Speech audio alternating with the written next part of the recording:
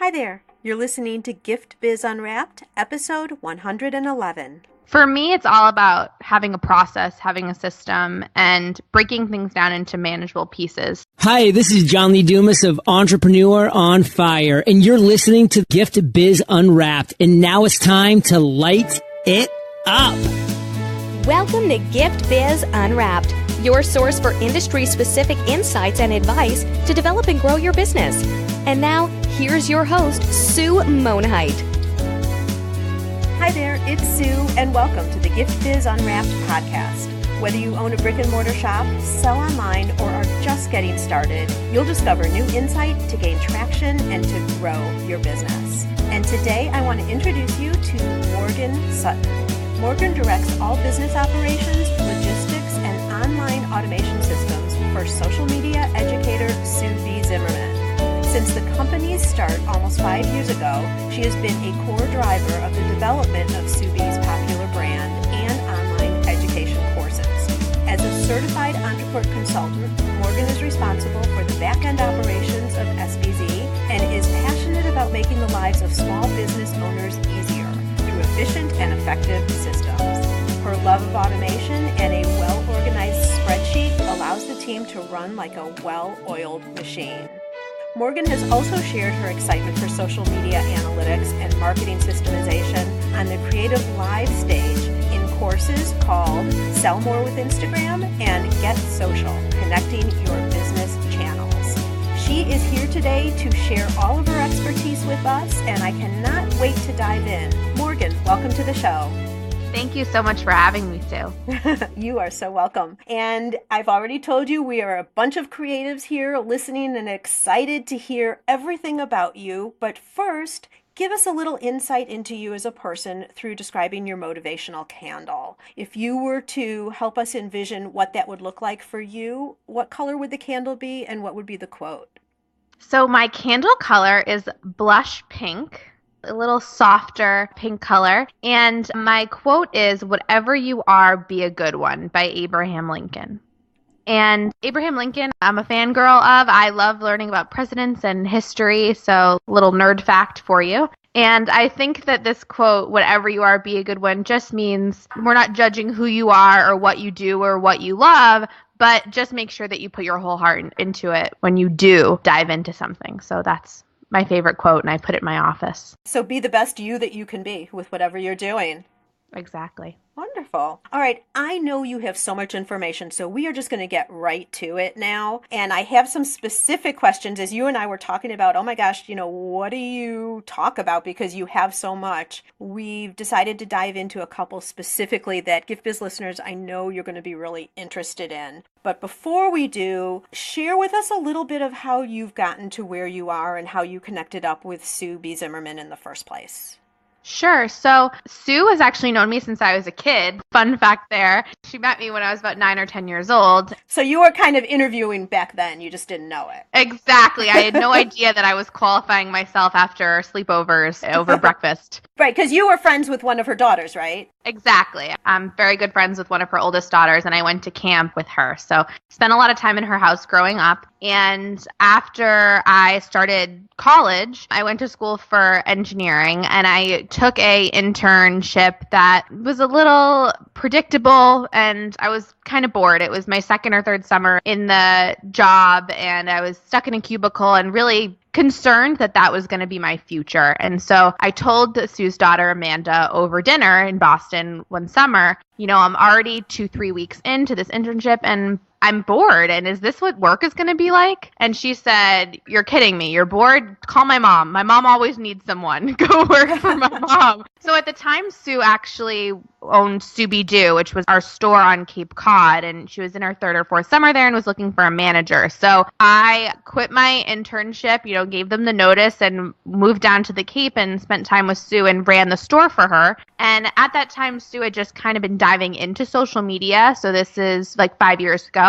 And was starting to teach workshops in her house. And so I helped her run those workshops and returned back to college like I had had a better summer that I ever thought that I could have, but not really knowing that I was expecting something bigger to come out of it. And Sue called me in October after I had settled into school and said, I'm really enjoying teaching these workshops, but there's this thing called teaching online, and I want to start doing that, but I need help to figure out all the technical stuff. Will you figure it out? And so we kind of went from there. So I was a junior in college, and we started Subi Zimmerman Enterprise, where we teach social media online through webinars, through workshops. Sue travels and speaks, and we have online courses. And that's 5 years ago. So I finished my college degree, went through grad school in engineering management. And I'm, like you said, in charge of operations for our business and all of our project management. I also deal with all the technical side of what it is to have our business and brand online. So that's why we're going to kind of dive into ads, because that's one of my major responsibilities for us. You've been with her from the start, but you've also been with online courses, because a lot of this has just gotten big over the last 5 years too. You were right there in the beginning and learning with everybody as the whole online course scene kind of came to the forefront.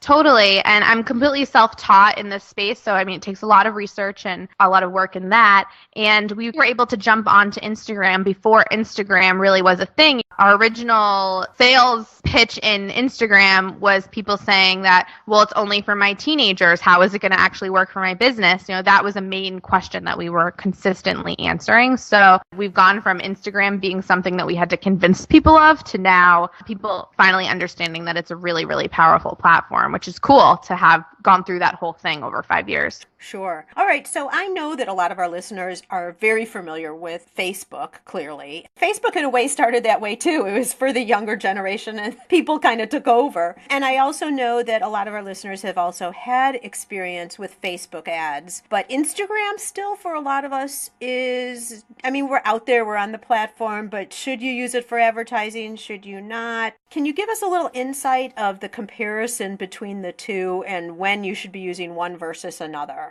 Sure. So if you're already running Facebook ads and you have a Instagram account, it's a no-brainer to be sharing ads on Instagram. And that's because Instagram is owned by Facebook. So it's very, very easy to get ads running on Instagram if you're already doing it on Facebook. I recommend running ads on Instagram when you have a Instagram account because it's one more hyperlink that you can have on there. So the first thing that you should really consider is, do I have an active Instagram account? And am I going to decide to grow it? Because fun fact, you actually don't need an Instagram account to run an Instagram ad. You can run them from your Facebook business page and just have the account not hyperlinked. I didn't know that. Yes, with an active Facebook business page, you can be sharing your ads on Instagram and be attracting people with the ad being hyperlinked, but you're obviously missing the opportunity to grow an Instagram account as well, where that account would be hyperlinked too. I suggest to take that extra step and have that Instagram account because you never know when you're going to start getting really active on that. But yeah, you can run ads with just a business profile. So let's just lay the groundwork that you're thinking of running ads on Instagram. You probably ought to start an Instagram account. Yeah. And if you don't know anything about Instagram, Morgan, where shall they go? Head over to SubiZimmerman.com. That's what we do all day long is teach Instagram for small business owners, for creators, just like all of you. So start there if you're looking. We have a free Instagram strategy guide right on SubiZimmerman.com if you're looking to just get started on Instagram. But once you've laid that groundwork and started your profile, you can start your ads right from there. Okay, perfect. So like I said, let's just say, if you haven't done it already, you're looking at Instagram in any way, get acquainted with it. And I would suggest, and this is what I'm experiencing from my accounts, Morgan, is I'm attracting different audiences in Facebook versus Instagram. And that's what I believe is the reason to run ads too, to both. Would you agree? Definitely. I mean, there's big opportunity in both places. And because the ads feature is something that's integrated, you can set up an ads manager or power editor at the same time. To me, it's a no-brainer. It's a why not. I also am finding that my cost per conversion, most of my ads are for conversion. I'm finding that my cost per conversion on Instagram is much lower than that of Facebook. When I let everything do its thing and look at the data afterwards, that Instagram is beating Facebook with cost per lead. It actually happened in 14 out of 17 audiences in a test I ran. And for 8 of the audience, the cost per lead were half of that of the Facebook costs. Wow. So definitely something to test if you haven't done it already. Big opportunity. Yeah, exactly. Okay. What about the graphics and the messaging? Is there something different that you should put in on each platform? Well, I would say that you just want to make sure that what you're putting on either place, Facebook or Instagram, feel really native to the platform. So for me, that means using a lot of high quality images on Instagram the same way that you would use it to regularly post. I think what's cool about Instagram is that it's not as busy as Facebook is. So, I mean, there are so many people on Facebook. If I was starting a business tomorrow, I would start on Facebook, just point blank. But the cool thing about Instagram is that when you're serving ads there, it's really integrated in the news feed and you're not having a lot of busy stuff all over on the sides and the right side ads and stuff like that. So I love that ads are less noticeable and more native on Instagram. And so if you pick an image that feels natural and native to Instagram, something that's high quality and visually appealing and interesting, an ad just gets clicked because people are excited to be able to click into something. You know, there aren't a lot of live hyperlinks on Instagram. You only have one live link, which is in your bio. So that's another reason why investing in Instagram ads makes sense, because you can have more live hyperlinks out to your website. Got it. Would you say that on Facebook, if you have an image, you might be putting text over the image, that type of thing? On Instagram, would you rely solely on the image versus putting any text so that people can really see that it's a promotion? I'd say it's all about testing. I do use text overlay on Instagram and still find success with ads. I do use really graphic images on Instagram and still have success with them when they're promoted with ads. You have the opportunity to try all the different types of things that you can do with images. And you can also promote images that are not only square but landscape. You can run video ads on Instagram, carousel ads the same way as Facebook work on Instagram. So there's a lot of different visual interests going on. They also launched IG Stories ads, which are ads that pop up between people's stories. So kind of like what they had on Snapchat. And that's something that a regular user can put in as long as the video is of the proper dimensions, that it feels fluid with the stories. So there's a lot of different opportunities in putting a little bit of money behind things on Instagram and having great results. Perfect. Okay, and if any of you Instagram stories, what is that? I don't know what she's talking about. Jump back 2 episodes to number 109, where I talked directly with Subi and we covered everything about Instagram stories. So the targeting, in terms of the audience targeting, is pulling from Facebook data. So is it exactly the same type of thing in terms of the way you would set up your ads on the back end with the targeting? Exactly. All right. So Gift Biz listeners, what Morgan is suggesting is, number one, although you can do it, it makes sense to start your Instagram account if you haven't done so already. And then secondly, start testing. There's an audience right there available, maybe new people that you haven't been exposed to yet, even if you are running Facebook ads. So it's not a big leap to add Instagram into the mix. Test and try it out. It might be a gold mine for you that you didn't know existed until now. Check it out and let me know how that works for you.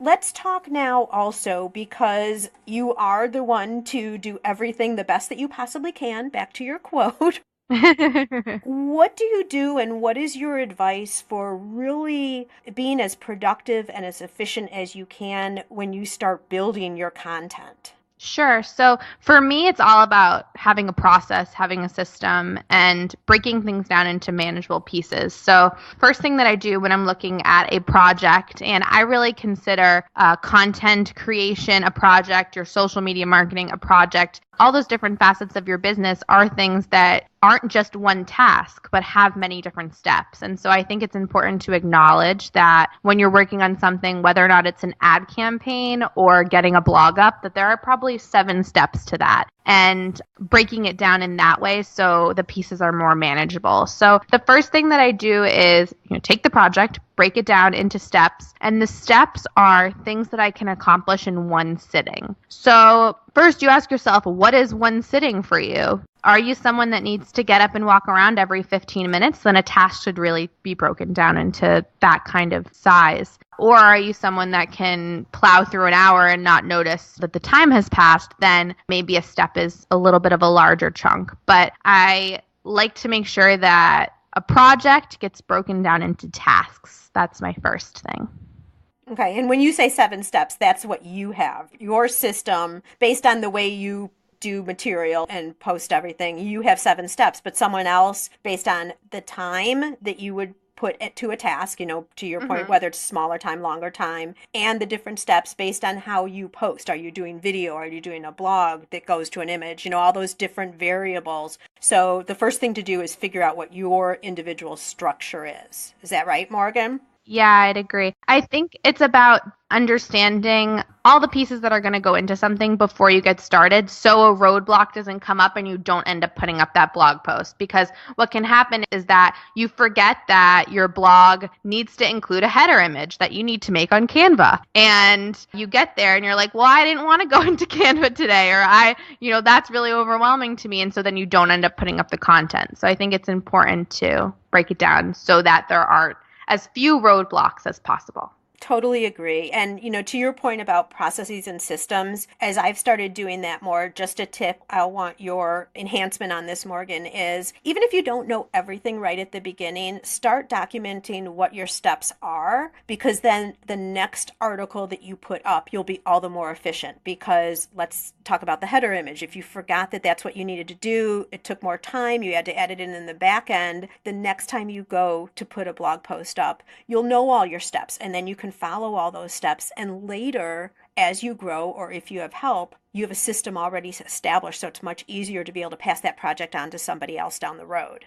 Completely, 100%. And it also helps you protect from having to redo things. I mean, for instance, doing this podcast, just recording it and getting us to live probably had 4 to 5 steps. Things like grabbing a water, getting your notes from today, pulling up the recording tool, making sure that your microphone was connected properly. Those are things that we could get to the end of this recording soon, and you could be like, my mic wasn't set up properly. I sound muffly. Wait a second. Do I re-record? Do I have to call Morgan back? Am I going to preface that it's muffly? Is no one going to notice?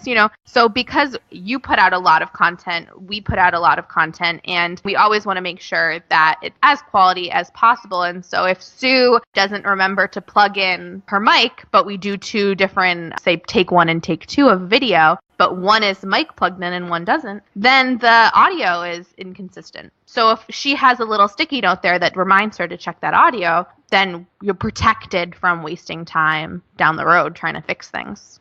Perfect. So quick question for you. So this is valuable to everybody and actionable right when we're done recording now. If someone was doing a very basic blog, okay, they're just starting out, can you give them 3 or 4 steps that should be included in their process? Sure. So if you're going to do a basic blog, the first thing that I would be deciding is how many blogs are you putting out per month or per quarter, and what are the topics going to be? So we do a planning phase of our blog, and our topics are normally scheduled out 10 to 12 weeks in advance. But even if you're 2 or 3 topics ahead, that lets you know what you should be mulling over. So once you've done that kind of calendar stage, then I would say your next step is writing the draft of the bullets that you're going to be covering, an outline of that blog. Then the next step could be actually writing the rest of the copy. Then the next step could be doing the graphics for the blog. And then finally, I believe a step is putting the blog into your website and dealing with the SEO and hitting that publish button. Setting up the blog physically in your site is a task in itself too, that you can end up getting,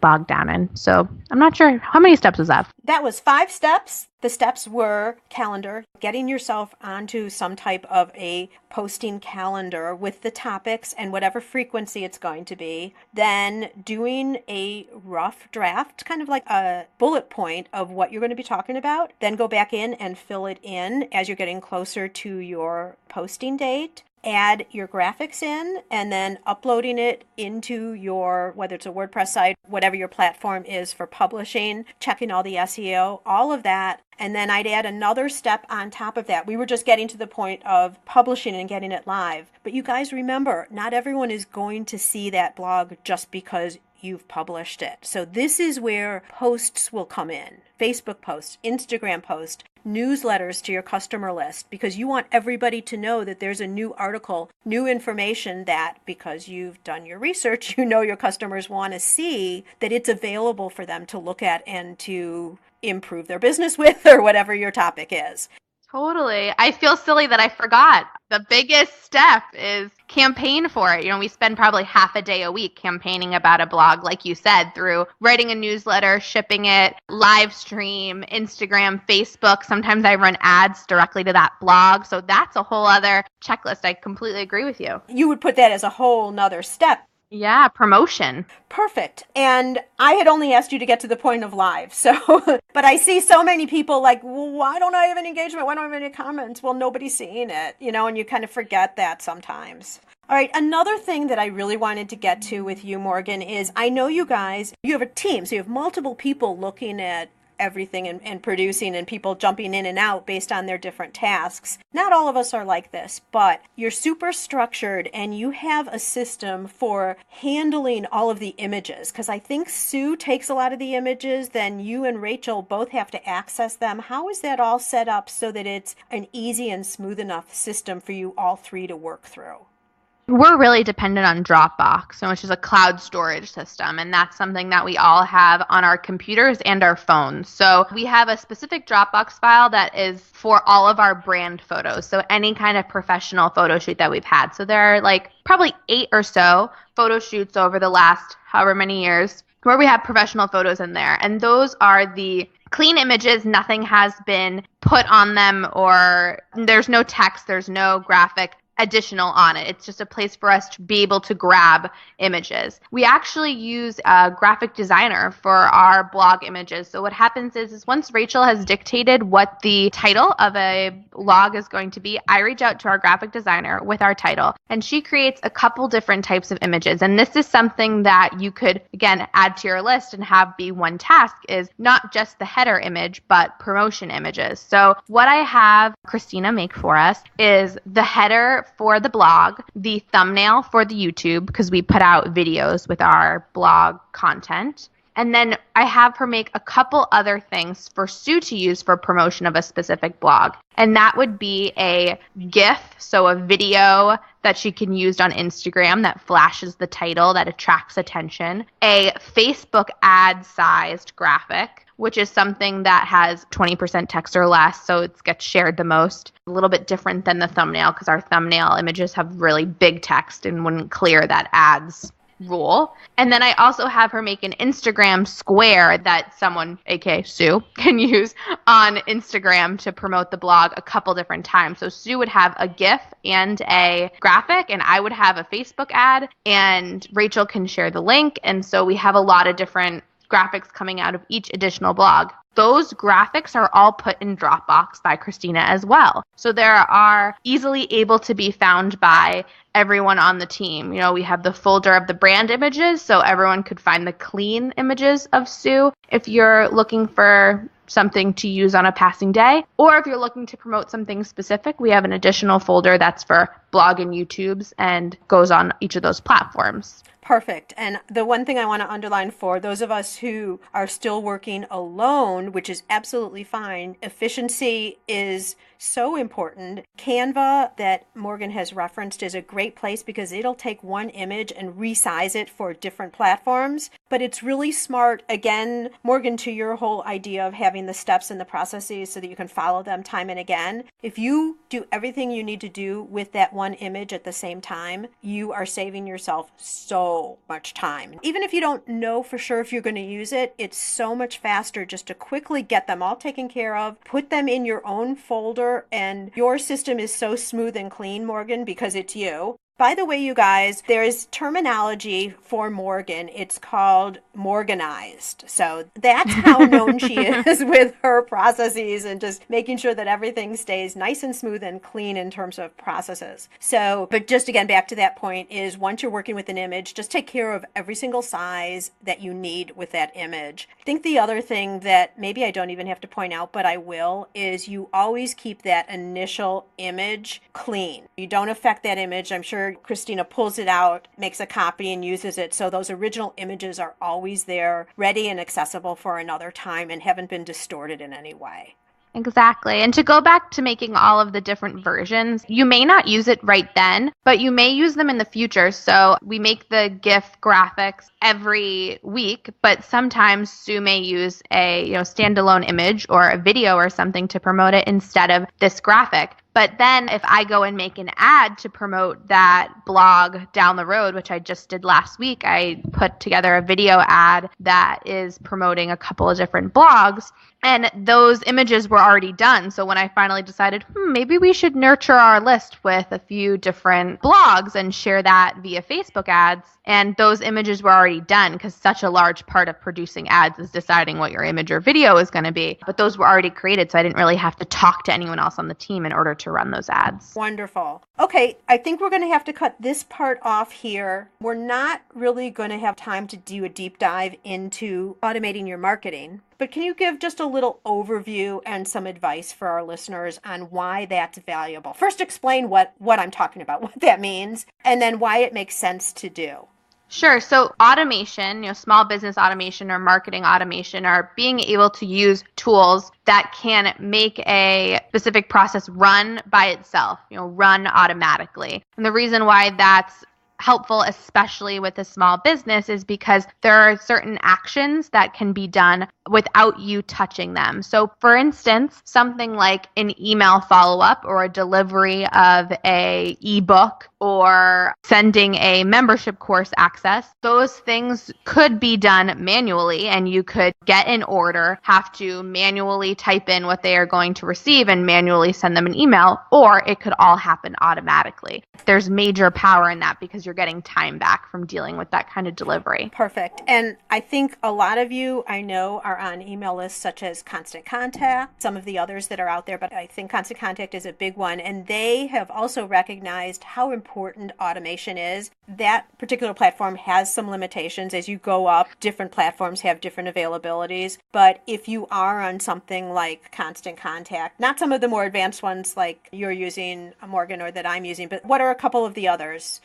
I send our clients to MailChimp a lot to get started. You can have a free account with under 2,000 contacts, or you can pay $10 a month to have automated emails, automated workflows set up. So I always start clients in MailChimp, and then I end up heading over to Entreport after they're, a couple years in business and really looking for that extra info. But another tool that's really cool that can have some automation is Zapier, Zapier. I hope I always say it right. I always say Zapier. And it's a tool that allows you to connect different platforms online. So for instance, receive a email from Google, add the person's contact to a Google Doc. So you're able to automate tasks between different tools. So I use it for someone signs up for a webinar, add them to my email list in Entreport. Or someone decides to do a free 15-minute call with Sue, add them into my email marketing system. So that's a really cool tool that's pretty inexpensive that allows you to connect certain things and automate what you're doing. And there are hundreds of different combinations. So I recommend checking that out. That's perfect. Another option for those people who are selling products, when you have a new customer come in, it's a great way to connect either through email or through Zapier. Thank you for your business, a little bit more about us as a company, whatever maybe some of that onboarding is. So another use for this type of thing as well. Exactly. All right, you are the productivity genius, so I am so excited to move into the reflection section with you because we're going to grab some other goodies, I know. But you as a person, what do you think it is that has made you so successful in terms of being able to just one-on-one connect with the automation processes and creating systems and all of that? Sure. So I really think that execution is everything, and being able to problem solve and be resourceful has really affected how I've been able to go through building this business. Mainly because there are so many different roadblocks, and often people are scared of tools or scared to research. And I Google everything. And I know that people, you Google if you're looking to read a restaurant review or something, but I Google very, very specific technical questions or when I'm looking for solutions for the business and always end up finding something. Rachel always jokes that, Morgan's the one to go to the second page of Google, but being that resourceful and I'm not scared to solve a problem, helps us get through more confusing situations. Executing and being resourceful and not letting it stop you. Right, as you're moving forward. Okay, so we've talked about a lot of tools, Dropbox, Canva, Zapier, MailChimp. Is there another tool that we haven't hit on that you think would be valuable to talk about right now?